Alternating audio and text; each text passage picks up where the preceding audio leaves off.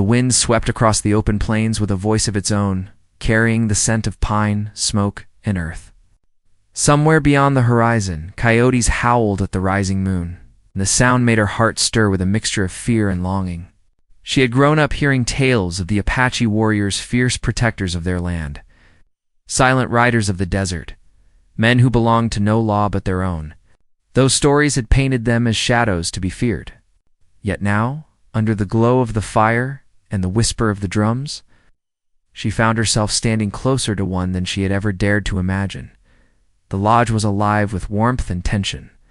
Flames cracked and spat in the great fire pit, sending sparks into the air, while voices hummed in low chants that seemed to pulse with the earth itself. He stood across from her, tall and commanding, his dark eyes catching the firelight like polished stone. He wore the marks of his people with pride feathers woven into his long hair, beads tied around his neck, scars across his arms that spoke of battles survived. She had expected to tremble in his presence, but instead she felt a strange calm, as though the world beyond these walls no longer existed. Her journey here had not been by choice. She had been carried into this place by circumstance, drawn into a world she had only seen from a distance. The wagon trails, the dust storms, the voices of settlers who warned her never to stray too far, all of that seemed like another lifetime. Now there was only this night, this man, and the promise of something she could not yet name. Her heart beat hard against her chest as she tried to steady her breath, yet the silence between them grew heavier, pulling her toward him with invisible force. He approached slowly, each step deliberate, as though he understood the weight of the moment better than she did. His hand brushed against hers, warm and strong, and it sent a shiver through her body. She wanted to pull back, to protect the fragile shield she had built around herself. But the fire in his eyes made retreat impossible. It wasn't the look of a conqueror or a captor, it was something deeper, something searching. She had feared this encounter would strip her of freedom, yet she was beginning to see that it might awaken something else entirely. The people around them seemed to fade into shadows. The songs, the smoke, the rhythm of the drum became a distant hum as he drew her closer. His breath touched her face, carrying the scent of sage and wood smoke. Her eyes closed before she could stop herself, and for a heartbeat she surrendered to the warmth of his embrace. She had heard settlers speak of savages, of cruelty, of wild men unfit for trust. But here, pressed against his chest, she felt only protection and a strange tenderness that unsettled her more than fear ever had. Her mind argued with her heart, whispering warnings of what it meant to belong to someone like him. The world beyond this lodge would not understand.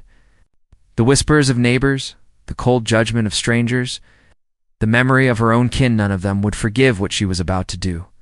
Yet her heart, untamed as the plains themselves, told her this moment was not about fear or shame. It was about choice she never thought she would make, but one that was now unfolding before her with every breath she took. The Apache warrior said nothing at first, but his silence was louder than words. When he finally spoke, his voice was low, steady, carrying a weight that made her chest tighten. He told her she was not a prisoner here, that no chain bound her, but the one she carried in her own heart. He did not demand her trust, he offered it. The words struck her with unexpected force, and she realized how long it had been since anyone had spoken to her with such honesty. She had been traded, guarded, judged, but never truly seen. Until now, her fingers trembled as she touched the edge of his necklace, feeling the smooth beads beneath her skin. She wondered what stories they carried, what memories of battles, hunts, and dreams they held. She wondered if he had lost as much as she had, if the scars across his body were not only from war but from life itself.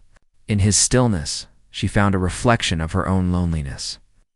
And for the first time, she did not feel so alone. The night deepened, and with it came the awareness of what was being asked of her. Not in words, not in force, but in the unspoken bond forming between them. She had always believed love to be dangerous, something that stripped a woman of her power, something that demanded more than it gave. But standing before him, she began to see that love was not the enemy. Fear was. And fear had ruled her long enough. Yet just as she began to open her heart, A shadow crossed the fire. A murmur swept through the lodge, and the music faltered. The warrior's hand tightened around hers, not in possession but in warning. His gaze shifted to the entrance where figures moved in the flickering light, men from her world. Men who had once called her their own. They carried the weight of judgment in their eyes and the cold steel of authority at their sides. Her breath caught in her throat. She felt the old fear rush back, sharp and merciless, as if the walls around her were closing in. She wanted to cling to him, to hold on to the fragile promise of freedom he had given her, but doubt struck like lightning. Would she stand beside him when the world demanded her return? Would she have the courage to choose love when everything she knew was built on fear? The warrior said nothing, but his body shifted, placing himself between her and the approaching threat. His silence was no longer commit, was protective, fierce, unyielding. She realized then that this night, her first night in his world, was not simply about surrender or desire. It was about courage. And courage, she knew, was the beginning of love. But before she could find her answer, the fire cracked loud as thunder, and the men at the doorway stepped forward. The night that had begun with whispers of possibility now trembled on the edge of storm, and her heart pounded with the weight of a choice that would change everything. The firelight wavered, throwing restless shadows across the lodge walls as the men stepped inside. The air grew heavy, filled with the clash of two worlds that had never belonged together. She felt the pull of both sides pressing down on her chest, each demanding her loyalty. Her breath caught as she saw the faces of those she had once trusted, settlers from her past life, men who had shared bread at her family's table, men who had warned her of danger and preached of honor. Yet here they stood, eyes hard as stone, hands gripping the weapons at their belts as if preparing for a fight. The Apache warrior did not move at first.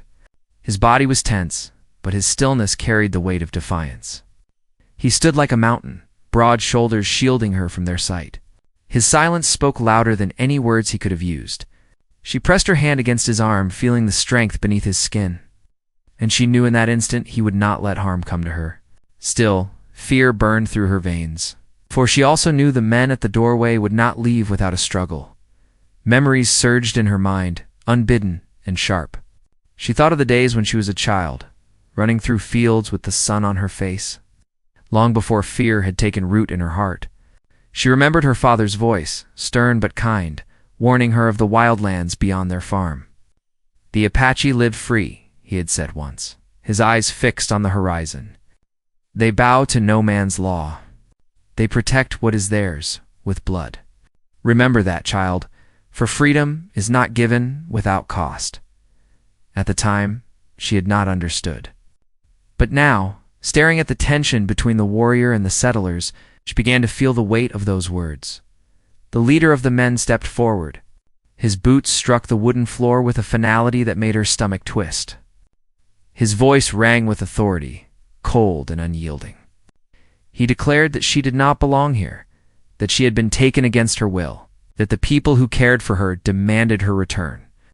Each word cut deep, pressing against her old fears and stirring the doubt that had always lingered in her heart. She wanted to cry out, to insist that this choice was hers to make, but the words caught in her throat. The eyes of the warrior burned like fire beside her, steady and patient. Waiting for her to find her voice, the truth was far more tangled than anyone outside could see. She had not been dragged here by chains or locked behind doors. She had been carried by circumstance, yes, but she had stayed by choice. Still, that choice frightened her, for it was not the life she had been raised to expect. Settlers spoke of safety in houses with wooden walls, futures built on plowed earth and fences that marked where one life ended and another began. The Apache spoke of sky and river, of belonging to the land instead of owning it, strength found not in walls but in loyalty and courage. She stood between those worlds, torn in two. The warrior finally broke his silence. His words were calm but edged with steel. He told the men she was no prisoner, that she had walked into this place and was free to leave whenever she chose. His voice held no fear, only truth, and it filled the room with a power that silenced even the murmurs of his own people. The settlers shifted uneasily, for they had not expected such a response. They had come with certainty, convinced they would find a frightened girl begging for rescue.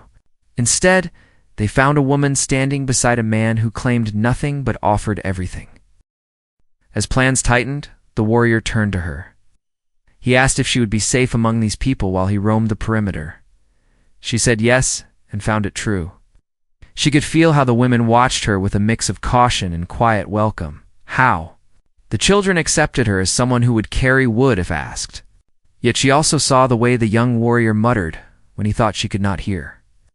It took little skill to read the worry behind his eyes.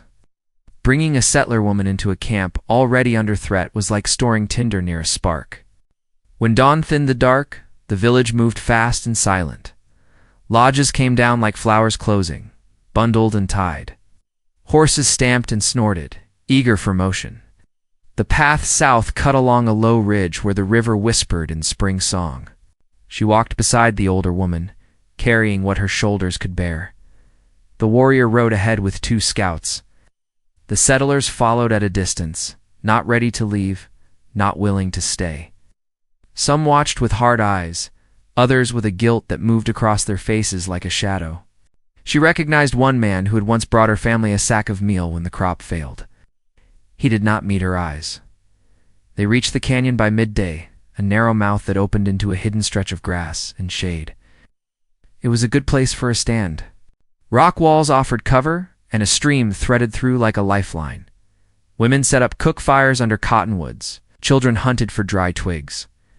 The warrior met with elders near a fallen log and rolled open a rawhide map marked with charcoal lines only a few could read. He pointed to the hills where smoke would carry, to the bends of the river where a rider could vanish, to the ridge where a lookout with good eyes could see a day's ride. She saw a leader who did not puff himself up. She saw a man who looked at land like a partner. While the camp settled, she noticed a woman near the edge of the stream, bent low over a bundle wrapped in cloth. The woman worked with careful hands, cleaning a wound on a boy's arm. She recognized the boy as the watchful young warrior's cousin. The woman lifted her head and revealed a pair of pale green eyes. When she spoke to the boy, her words had the lilt of the trading roads. Later she learned her story. Years ago, she had been left at the post as a small girl after sickness took her parents on the trail. The Apache had found her hungry and scared, and a family had brought her home. She had grown up between languages, carrying both in her mouth with ease. Camp called her Sparrow for the way she moved without fuss. Sparrow's presence became a quiet thread in the days that followed. She knew the habits of the post riders and the patterns of the fort. She could tell when soldiers would move and when they would wait for orders that never came. She had even once scrubbed the floors of Pike's store for a pair of shoes. She said he counted everything that passed through his hands. He liked to hold people where he could sum them up. If he had sent men to stir trouble here, it meant someone had promised him something heavy in return. Land near the river, a toll on the trail, or coin from the sale of fear itself. While men sharpened stones and checked powder, another worry seeped in from the edges. Deer tracks had thinned, and the small fish that usually flickered near the stream were scarce. The drought on the far plains seemed to be reaching long fingers into the canyon. The elders spoke in low tones about how hard it would be to move the camp again if water dropped. The settlers whispered among themselves about their own lean stores. A storm might bring relief, yet a storm could also bring flash flood to this narrow place. Safety was never just one thing. Safety was a balance that refused to hold still. At dusk, a rider came with word that Pike's men were camped 3 miles off, joined by a handful of drifters who smelled a payday. They had a wagon with kegs of something not meant for a family table. The warrior sent scouts to circle the camp and mark the numbers. He did not plan to strike unless pressed, but he would not be taken sleeping. He posted the young warrior on the ridge with a warning not to chase glory. The young man pressed his lips together and nodded. Pride can hold a promise for a while, she thought, but pride has a quick temper. That night, the settlers built a small cook fire at the far side of the canyon. The leader approached the lodge where she was helping grind dried corn. He asked to speak with her alone. The older woman let them walk a short distance, but kept them in sight. The leader said his company had come a long way for her and would not return without giving her a chance to choose. He said there was a preacher waiting in the next town. He said if she married quickly, gossip would die. He did not understand that gossip was not the worst fear anymore. The worst fear was choosing a small life because it was simple to explain. He handed her a folded letter. She recognized her father's hand at once. The paper smelled faintly of the smokehouse, of home. He wrote that the land near the creek had finally started to show promise, that he had rebuilt the fence after a windstorm, that he was getting older and his hands shook in the morning. He asked her to forgive him for being hard when grief made him proud. He said a daughter owed her life to no one, not even her father. The final line trembled where his pen had caught.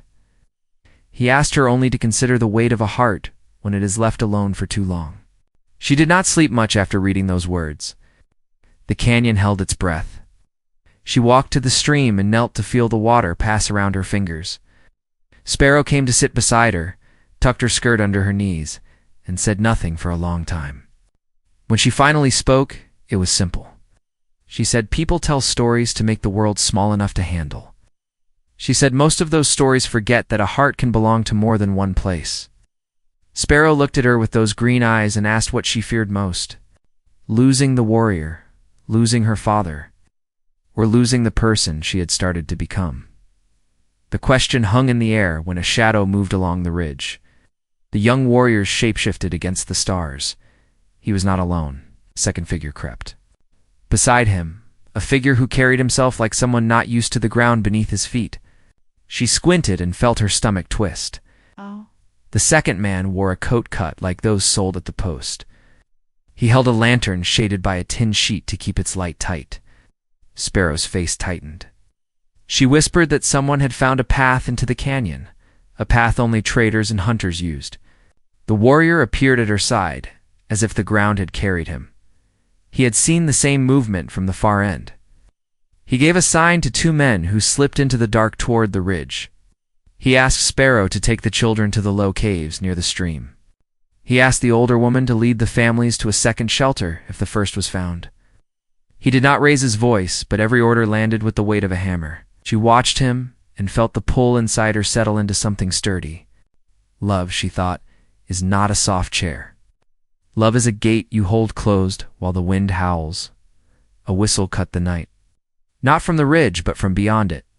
Then horses moved, many of them, their hooves rolling like thunder down a dry riverbed. The narrow mouth of the canyon filled with dust as riders formed a line. At their center, a wagon creaked forward, the kegs inside knocking together. A figure stood on the driver's board and raised a hand. Even from a distance, she knew how his smile would look. The man called out that he had come to strike a fair bargain, that he could protect the camp from the fort and protect the settlers from the Apache. That he alone could keep peace on the frontier, if only people would pay for it with obedience. The man on the board introduced himself like a preacher. He called himself a friend of order. Pike had come to sell safety. The warrior did not answer. His people had already dropped behind rocks and brush, weapons ready but kept low. The settlers edged close to the family fires, eyes torn between the gate of the canyon and the silent line of warriors. The young man on the ridge still had company at his shoulder. She could not see his face, but she could feel the tremor of choice climbing the slope where he stood. Pike lifted the shaded lantern, and the light flowed over the canyon's mouth like a slick layer of oil. He called again, saying there would be no need for blood if the camp agreed to his terms. He promised to keep raiders away if the Apache sold rights to the river bend. He said he would escort the settlers to the fort and testify that the Apache had surrendered peaceably. He said the army would be pleased, said the papers would call it progress, never said what price the people in the canyon would pay once they let him set a price for their lives. The warrior raised his hand but still did not speak. The canyon waited, every breath balanced on a blade. Somewhere behind her, the older woman began a soft song that sounded like the low hum of a tireless river. Sparrow crouched near the children's cave with a steady face.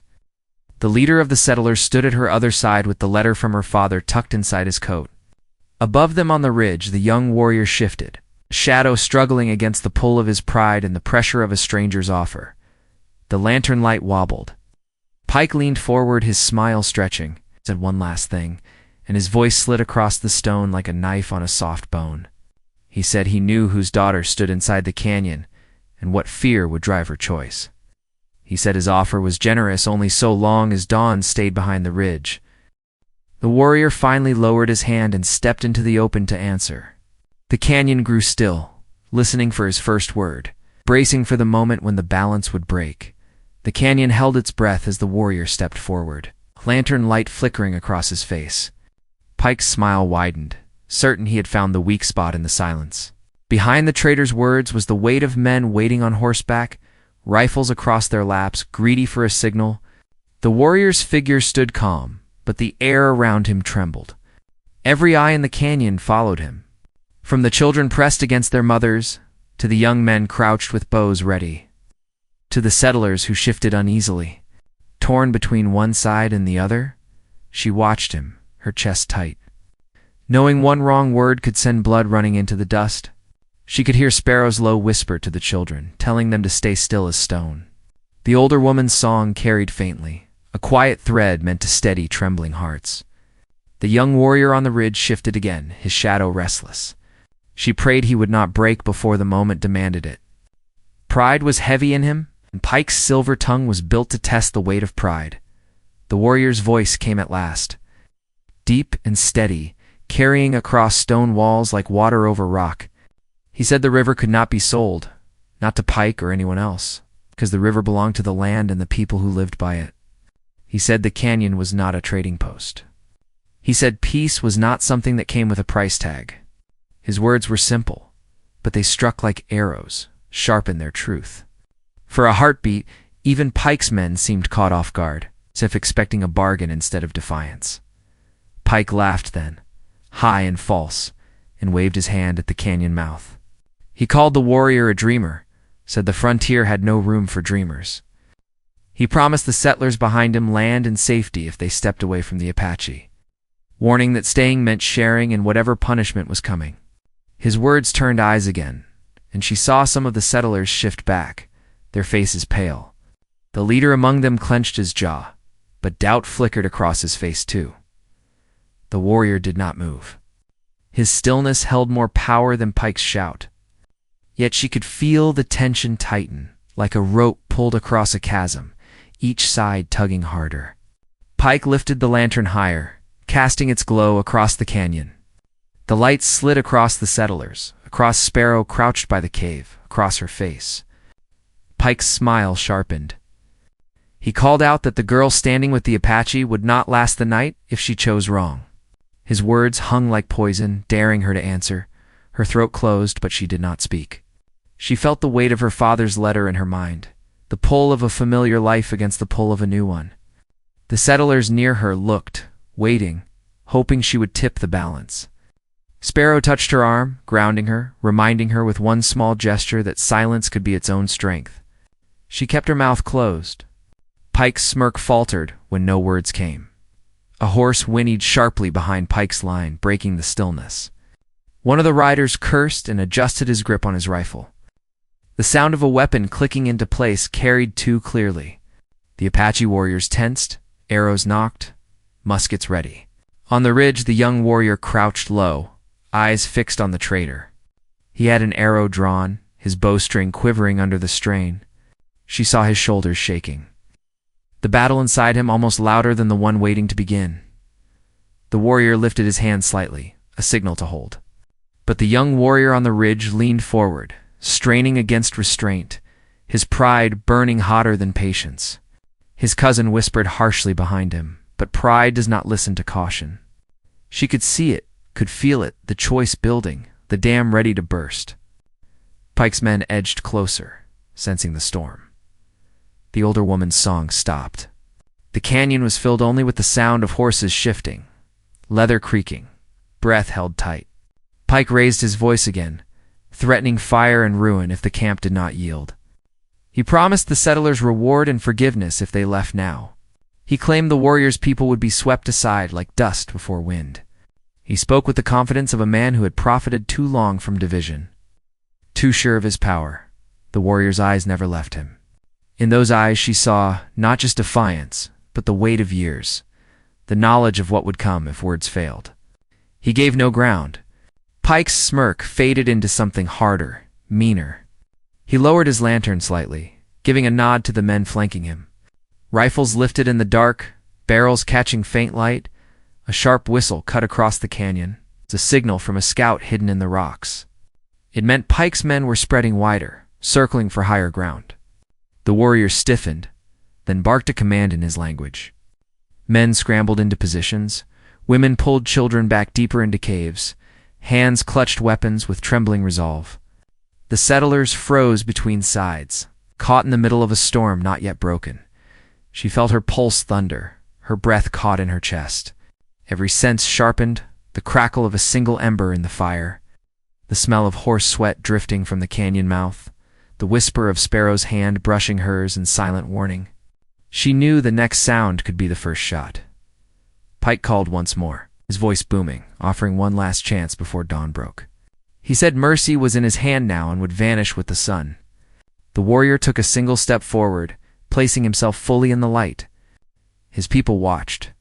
Pike's men raised their rifles higher. On the ridge, the young warrior's bowstring strained to its limit, his choice hanging by a thread. The canyon balanced on the edge of violence, every heartbeat a drum roll. The ground itself seemed to wait, as if the rocks and trees knew what was coming.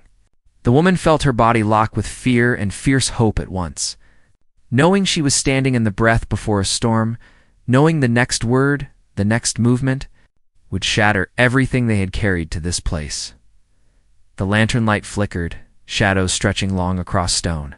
Pike's teeth gleamed as he gave the smallest of nods. The rifles at his side began to shift, barrels lowering toward the canyon. The warrior's hand rose high, his people bracing for the moment. On the ridge, the young warrior leaned into his shot, his pride burning like fire, and then silence. Heavy, unbearable silence, so thick it pressed against her chest. She realized she was holding her breath, that the entire canyon was holding its breath, waiting for the clash to begin. The silence broke with a sudden crack that echoed off the canyon walls. It was not a rifle, but the snap of the young warrior's bowstring loosing its arrow. The shaft sliced through the night and struck the lantern in Pike's hand, shattering glass and spilling fire into the dirt. The flame hissed out, plunging the canyon mouth into shadow. Horses reared, men cursed, weapons wavered as confusion swept through the line. In that chaos, the warrior's voice rang strong, steady as the river. He called to his people, telling them to hold their ground, telling them the earth was with them. His words cut through the noise, anchoring hearts that had been shaking only a moment before. She felt her knees weaken with relief that the shot had not spilled blood but only broken light.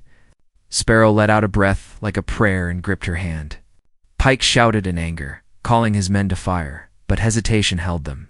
Without the lantern glow, they could not see the canyon clearly, and the memory of the arrow's speed weighed heavy on them. They muttered among themselves, glancing at one another, uncertain if this was worth the risk.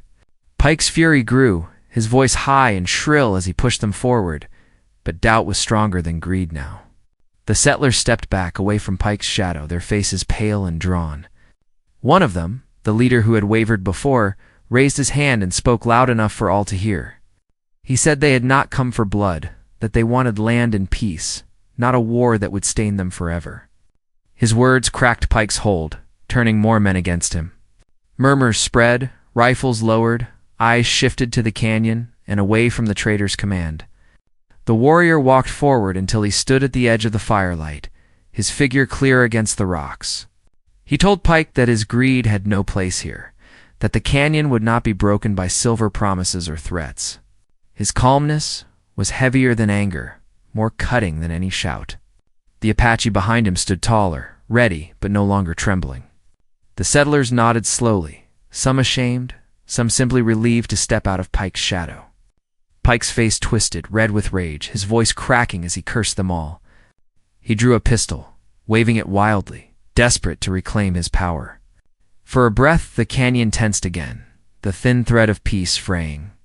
But before Pike could raise his weapon, the young warrior on the ridge called out, his bowstring drawn once more, arrow aimed true. His voice carried down sharp and clear, saying that one more step would end Pike's path forever. The pistol shook in Pike's hand. His eyes darted, realizing the men he relied on were no longer with him. Slowly, with a snarl, Pike dropped the weapon. It clattered against the stone, empty of power. His men pulled back their horses, unwilling to risk more. The settlers turned away from him, standing closer to the canyon, making their choice clear. Pike was left alone, stripped of his crowd, stripped of the fire that had once fueled him. The silence that followed was heavy, but this time it was not waiting for violence. It was the silence of an ending. The warrior lifted his chin, telling Pike to leave and never return. He said the river did not carry liars, that the land remembered those who tried to steal it. Pike's face twisted again, but he had no ground left. He climbed onto his horse and rode hard into the dark, his curses fading with the sound of hooves. His men scattered after him, leaving behind only dust and shame. When the last of them was gone, the canyon seemed to breathe again. The people exhaled as if waking from a nightmare. Mothers pulled children close, young men lowered their weapons, and the fire was stirred back to life.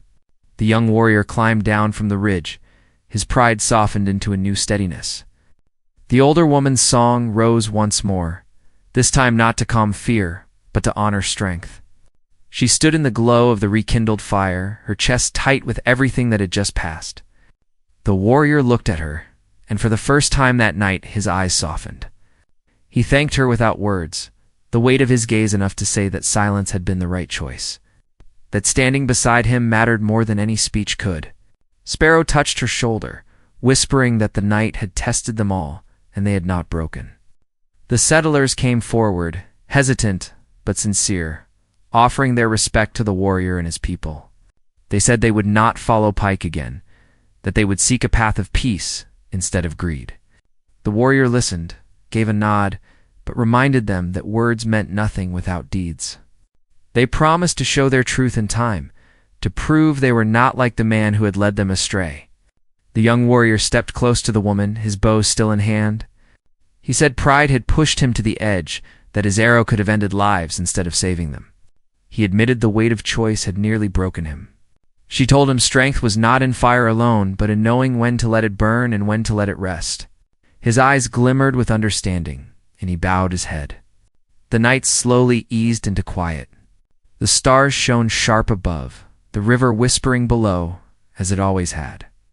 Fires were built higher, food was shared, and the camp gathered to heal from the strain. The older woman's song wound through it all, weaving threads of peace into tired hearts. Children laughed softly again, the sound like dawn after a long storm. She sat near the warrior as the fire crackled, her mind heavy with reflection. She thought of the letter from her father, of the path she had left behind, of the fear that had followed her into this canyon. She thought of how love had come not as a promise, but as a challenge, shaping her through trial and silence. She realized love was not what she had feared. It was not a chain, not a trap. It was standing side by side, holding ground together against the weight of the world. When the fire sank low, the warrior spoke to her quietly, telling her she had found a place not by birth, but by choice. His voice was low, filled with gratitude and something deeper that needed no name. She felt her chest warm, her fear gone like smoke into the night. By morning, the canyon was alive again. The settlers prepared to travel on, promising to keep their word. The Apache walked the riverbanks, checking for tracks, making sure no shadow lingered. Pike's trail was gone, carried away by hooves and shame. The sun rose over stone walls, painting the world gold, and the river flowed as if it had never paused. She watched the light spill across the warrior's face, across Sparrow's calm smile, across the young men standing proud after a night of trial. She knew this story would live long after words faded, carried in memory and in song. It was not just about one night, but about the choice to stand, the choice to believe in something greater than fear or greed. As the day stretched wide, she felt peace settle deep in her chest. She had come into the canyon with fear of love, fear of belonging, fear of losing herself. She left it with the truth that love was not what chained her, but what freed her. It was the river that could not be owned, the fire that guided but did not burn. It was the hand that reached for hers in silence, steady and sure. And the promise that no matter how loud the world's threats, they would not face them alone. The canyon held their story, carved into stone and water. A story of defiance, pride, in the quiet strength of hearts that chose one another. And as she walked beside the warrior, Sparrow smiling just behind them, she knew the memory of that night would live not in fear, but in the light of what they had found. The river flowed, the sun climbed, and the land stretched endless before them, carrying their steps into a future shaped not by fear, but by love.